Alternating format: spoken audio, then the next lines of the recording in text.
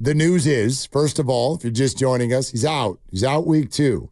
But listen to where the conversation goes next when Kyle Shanahan is asked about it earlier today. Game injuries, Huff will be doubtful, D. Winters is questionable, and McCaffrey's out. Does Christian need any kind of procedure or anything of that nature? No procedure. Earlier in the week, IR is still not an issue? It's something we're considering now. Yeah, yesterday was his worst day. It's on and off, but with it yesterday having the most pain, something we're going to be discussing here in the next 24 hours. Something we're going to be discussing here in the next 24 hours. So I'd be shocked if within the next 24 hours he's not on IR because, again, not that it's being discussed, but think of what we know here. He just said yesterday was his worst day and then added that the pain was bad. And he didn't have to share that. Like they asked him about IR and he's just like, he could have been like, we're not there yet. But once you say to the media, this is something we're considering and a discussion that we'll have over the next 24 hours, I don't know. I find it hard to believe that they're not going to come out of that discussion by putting him on IR. Yeah, because think about it in terms of Christian McCaffrey and his calf and his Achilles tendon. So he experienced the most pain that he has, and that was yesterday into today before practice. So if you're going to wait 24 hours to make that decision, does that mean you're going to check back in with Christian's leg tomorrow? And if it's a lot better after one day, right, then you don't put him on IR? Or do you not even check back in with him because you got to get up and go to Minnesota? And do you just realize that it's not going to be better, so then you make a decision accordingly? Well, and largely the person who's talking here is not even necessarily the decision maker when it comes to this. Kyle is going to refer to what the doctors are telling him. And we had a doctor on, and he said it was very concerning that you've done all of this work, all of this rest, all of the treatment that no doubt he's getting. And as you try to ramp up to game weeks, now twice in a row, not only was the answer no, but it's getting worse. That's incredibly concerning. Yeah. So how on earth would you sit here today and somehow look at the situation and think that he'll be able to play football in the month of September? And if he can't, IR. Exactly. And even if he's a maybe for next week in week 3, and you go through the same process again next week, maybe you get to next Friday and you realize, well, he can't go again, and now you're going to put him on IR, which puts him out through week 6. At some point, you have to make the hard choice early in order to allow him to come back and get better. And I liked what Matt Mayoko asked Kyle about any procedure, and I think for me a procedure would also include injections. Dr. Pandya came on and talked to us about a PRP injection that potentially could be a treatment. And from what I heard Kyle say, I don't think that he was just talking about surgery, but no procedure on the Achilles. I wonder about. Yeah, I don't know. You know. I don't know. I got to think that a lot of that stuff has already been tried. No, if he really's been dealing with this since January, I mean, you're talking about a major name, a major team with major goals and a major investment.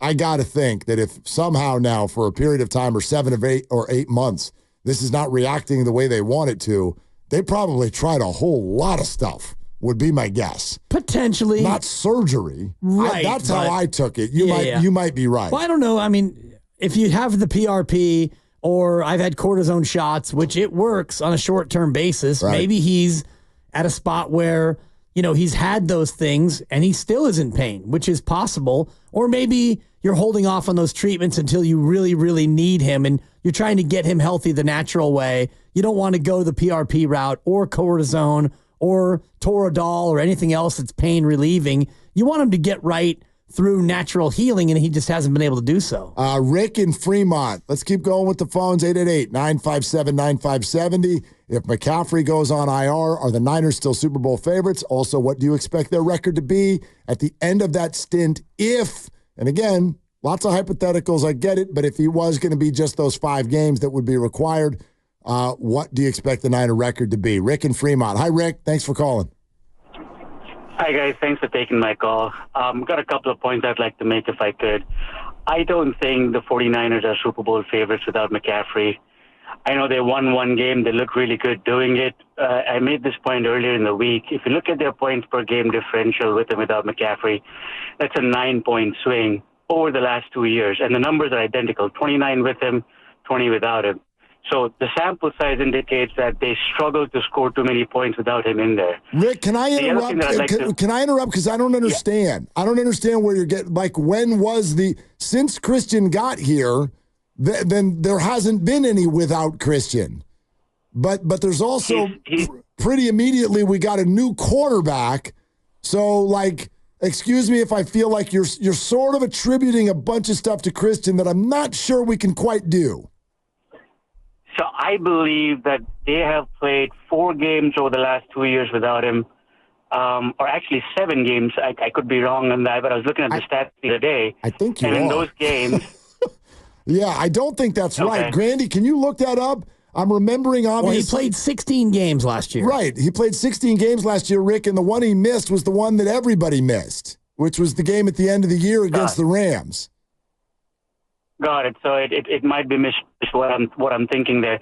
The other point that I'd like to make is, you know, with McCaffrey, you're dealing with not just a running back. So the running back by committee theme doesn't really work with McCaffrey because McCaffrey is a real threat out of the backfield or when he's spread out as a wide receiver. And the other team knows that they cannot just match up a linebacker when he's a threat in the receiving game. They have to match him up with a safety. And that's one safety less that's going to cover your wide receivers. So I think it's a little bit more nuanced. I think the other defenses will tee off on the wide receivers a little bit better without the lack of, pass-catching running back from the Niners. And the last point I'd like to make is going back to what Doc Pandya said, even if he comes back in week 5 or after week 5 or week 6, what's he going to look like? Because he has to rest it. It's not like he's going to be working out on the sidelines, unlike other injuries. He's going to have to completely ice it and stay on the shelf. So what's he going to look like? So I'm leaning more towards your assessment there, Mark, where I'm assuming they're going to have to play with McCaffrey without the better part of the season. Rick, thank you very much. So a couple things on that. First of all, confirmed that once Christian arrived on this team, he has only missed 1 game, and it was the game they purposefully sat everybody last year against the Rams. On the other point, though, where he references what Doc said, I'm just managing, and each fan can do this. You manage your own expectations. This is enough for me to just be like, look, I'm going to wrap my head around the idea that Christian might not be available or his normal self for the whole year. And if I'm wrong, actually, I won't even. It's not an opinion. I'm just preparing myself for that. Yeah. If something other than that happens, wonderful. But that's a totally fair question, which is to say, okay, you get through an IR stint, you're feeling better, like you go out there, you have no idea that thing could flare up right away on you. And then you're right back to square one, or you might not perform at the same level you were before. Like, yeah, that I don't know. That feels like something that there's a solid chance they're going to be dealing with throughout the year. For sure, and he might be dealing with this throughout his career. Nothing is promised. Tomorrow is not promised, especially when you're in the National Football League where the injury rate is 100%. And now you have one of these injuries that if it gets worse and if a really bad thing happens in that part of your body, it's 9 months. And there's no 2 ways around it. You're out for 9 months. And as a running back at 28, coming up on being 29, you might be on the downside of an unbelievable career because of this particular injury if it gets worse. And so that's just the reality of the sport and the nature of this injury. So, yeah, you're going to do everything you can to get him as close to right as you possibly can and then play him. And if something bad happens, there's nothing you can do about it. So we want to keep going on the phones, and we will. I just want to let you know, though, that in 5 minutes or less, I want to play something for you that came up on the morning roast when Baldy was there at the beginning of the week. Because it is my belief that we have now swung the pendulum a little bit too far in the other direction. And what I mean by that is Monday calmed us down at such a level that now we're cruising around like the Niners are the same entity with or without Christian. And that's just, in my opinion, flat out not the case. And that's taking nothing away from Mason, who was wonderful, and I firmly believe can be pretty good, if not really good, all year long. But even if he is, that still doesn't make them Christian McCaffrey's 49ers. This is a hit, even if Mason does go out and run for 1,300 or 1,400 yards this year.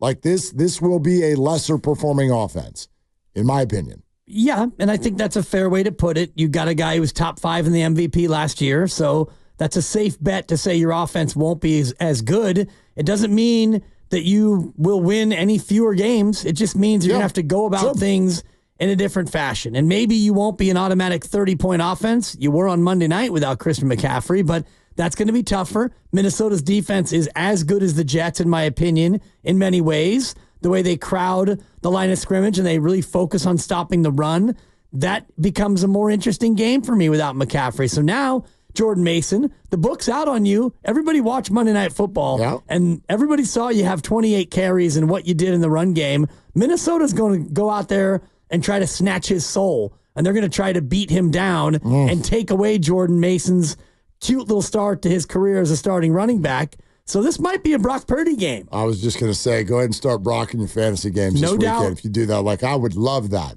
Go ahead and focus. Put 8 or 9 in the box. Go right ahead. And then be like, but we're going to fool Brock with misdirection. Go ahead.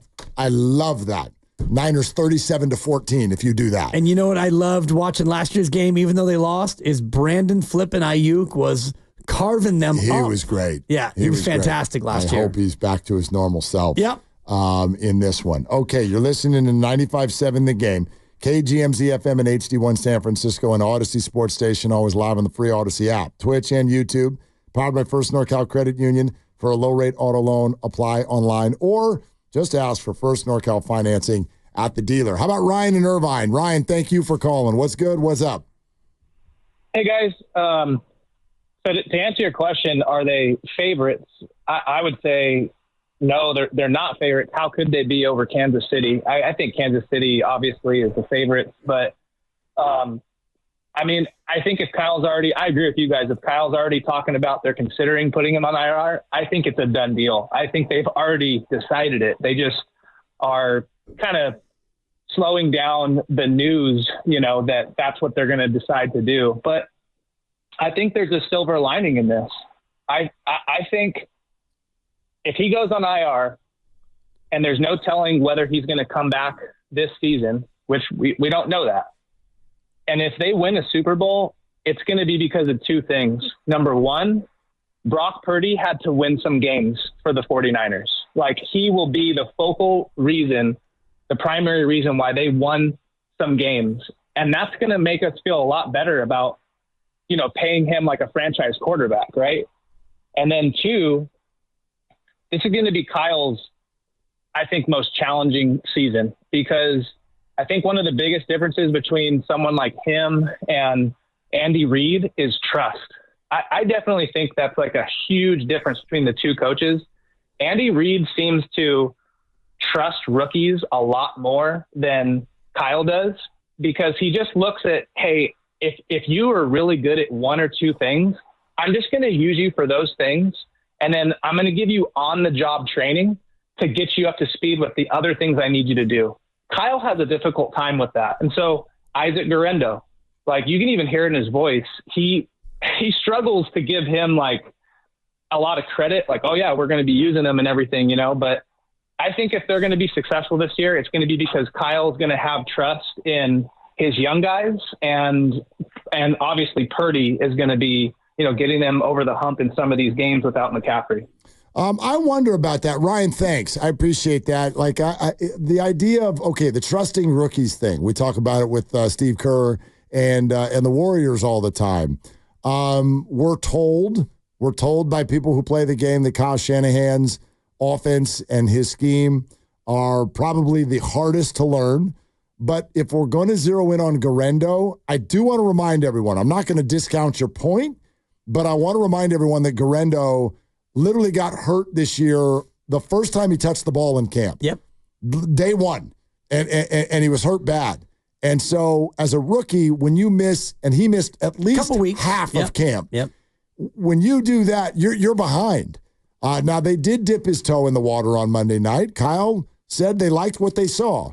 I think that you're going to get more of him. I don't think 28 carries a game. No. I don't think that's going to happen. For JP Mason. Yes. I do think that you're going to probably see a little bit of Guerrero this weekend, and you're also going to start to see maybe some free agent activity. I mentioned Keyshawn Vaughn a couple of times. He's on the practice squad. He's a Super Bowl champ, having won one with Tampa his rookie year. He's a guy who hasn't carried the ball a lot, but he's been around for 5 seasons now. Matt Breida's a street free agent. I saw some people talking about Latavius Murray, who's out there. So you could bring in another body to just augment the running back room if he's going to be gone for a while. Name I promised everybody. Does this do anything for you? You already brought him up today, but you didn't bring him up in this form. Jet McKinnon. The Jet? He's out there? He's out there. The Chiefs let him go. He's Man. 32 years old, free agent. Of course, said some things when he left here that kind of turned people off. And maybe he's dust. I don't know. He's 32 years old and he's had 2 torn ACLs. Man. And he knows the offense. Sounds more like a biplane to me than a jet. Well, he brings the aspect that you sort of lose when you go from Christian to Jordan. Like Mason is a more traditional running back. Christian McCaffrey was such a dual threat. Deebo Samuel, a dual threat. Jet McKinnon, he's real good catching passes out of the backfield. I don't know. Just a thought.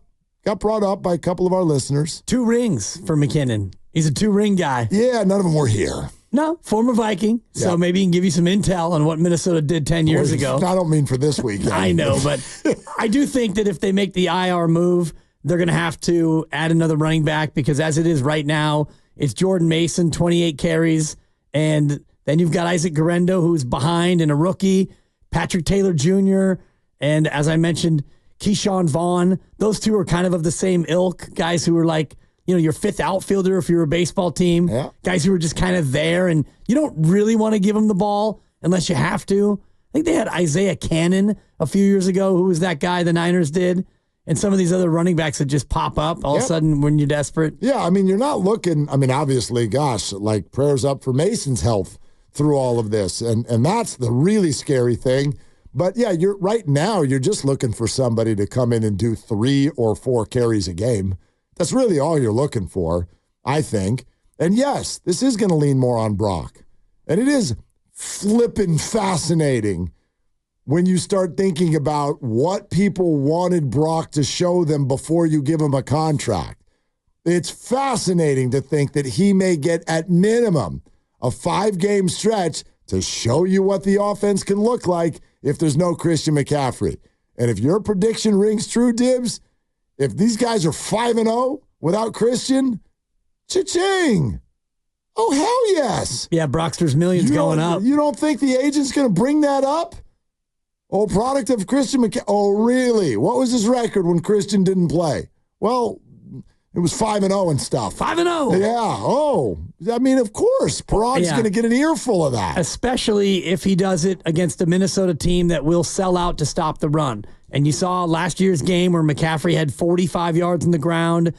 Purdy had a 17-yard run, and that was about it for the Niners on the ground. They didn't run it very well because Minnesota is going to sell out to stop the run. If they do that same thing, which it looks like that they did in week 1 against the Giants, Brian Flores, very aggressive DC in Minnesota, it's going to be a Brock game anyway. I would imagine that Brock Purdy is going to be asked to do a lot in this game because you got J.P. Mason off a short week and 28 carries. This feels like it's going to be more of a pass-happy approach by Shanahan. 888-957-9570. Matty Barrows in 10 minutes covering the team. We'll get the latest. Let's go to Scott in Monterey. Hi, Scott. Thanks for calling. Hey, gentlemen. Hey, happy Friday. We have a great matchup with the Vikings coming up, so definitely look forward to that. But I just wanted to address, with CMC, if we're looking at the early end of the schedule right now, with if he has to go on the IR for 4 weeks, I feel confident that we could, with the roster that we currently have in place, I feel like we could pull off a few W's there. And hopefully by the time we match up against the Chiefs and the Cowboys, CMC will have enough time to heal up and be ready to go. The good thing about Jordan, though, is that, he put a lot of time in the offseason, catching the ball and working with the jugs machine, and all reports from training camp looks like he's been improving pretty vastly on his pass catching ability. So having him as a 3-down asset in place of CMC definitely helps out a lot. Obviously, he's the best offensive player in the NFL, so not having him sets us back. But I feel pretty confident that Jordan can hold the load while CMC is still recovering. Yeah, so, and anyway, I hope you guys have a great weekend, and let's get a W. Yeah, Scott, thanks. You. Appreciate it. I mean, that's what I'm getting at, and take a listen to this. It's not that I don't share that opinion. Jordan Mason was fantastic, and the Niners are not built on one player. I don't know where it goes if the quarterback sits out. That's a hell of a drop-off, and that, as I sort of detailed a bunch yesterday, to me that's a different starting point in the NFL when you're talking about losing your quarterback. The drop-off is just so great. Even Tua last night, who did not have a good night prior to him getting hurt, you see what happens on most teams when the backup comes in. It's just like running back, check down, check down, check down, sack, check down, let's go home. So high-level quarterbacks, I think, are different. But other than that, the 49ers are not built on one player, not even Trent Williams, not Fred, not Nick, not Christian. There is a drop-off there. But the game on Monday, Dibs, in my opinion, has given us a little bit too much confidence in terms of what the 49ers would look like without Christian for a period of time. I wanted to throw this into the conversation. What Brian Baldinger said at the Morning Roast on Monday, or I guess it would have been on Tuesday or Wednesday, after the game, and was sort of thrown this idea of if the Niners have to exist for a period of time without Christian, can they keep up the same level of production? But you can't play at the same level without Christian McCaffrey. Credit Jordan Mason and everything else on Monday night, but you're not going to play at the same level without him. He's just too much of a force for Kyle Shanahan to move around and put in different positions and exploit matchups in the passing game. But, he has this history now, and I'm the biggest Christian McCaffrey fan there is. But he has this history. He had 400 touches one year in Carolina, and he was banged up for much of the next two seasons. Yeah, I think that's important to continue to put out there. Like, there's a drop-off. Like, there's all kinds of things you can't do. You can still go, I'm not arguing that they're not still really good. I'm not arguing with him either, but there's a drop-off. So you go from beating the Jets by, 19 you were up, and they made it lipstick on a pig, and you won by 13. So, you're going to go down a level. Does that mean that suddenly now you're going to lose 13 points a game? I still think that what you have is good enough to beat the majority of the teams on your schedule, especially in the early part of the schedule. So Baldy's right. You can't expect to have that same level week in and week out, but your step down level is still going to be good enough to win most weeks. I keep refreshing the Super Bowl odds page with this news. Okay, and the news, as far as the odds are concerned, is just that Christian McCaffrey is out this week. He will not play this week. But the 49ers have suggested they are considering over the next 24 hours putting him on IR. That would mean he's also out week 3, week 4, week 5, and maybe longer. And as we stated off the top of the show, the 49ers Super Bowl odds were plus 550, narrowly second behind the Kansas City Chiefs, who are at plus 500. You got to go all the way to plus 1,100 to get the next group, which is now the Lions, Eagles, and Bills. After their performance last night, they're now 2-0. So the Niners were plus 550 prior to this news, and now are at plus 550. Yeah. The exact same place they were before. Vegas has not moved the Niners a muscle after this news. For the future. And if he goes on IR, I wonder if that then changes the number. I wonder. Maybe it goes to plus 600. I don't think it moves that dramatically. I do know that the spread has gone from 5 to 4.5 over the course of the last few hours. And maybe the move happened before the McCaffrey news, but I'm seeing it now at Bet ESPN, ESPN Bet at 4.5. Yep. So me too. I wouldn't expect it to move much further than that on the McCaffrey news, especially when you think about what happened Monday night with Mason.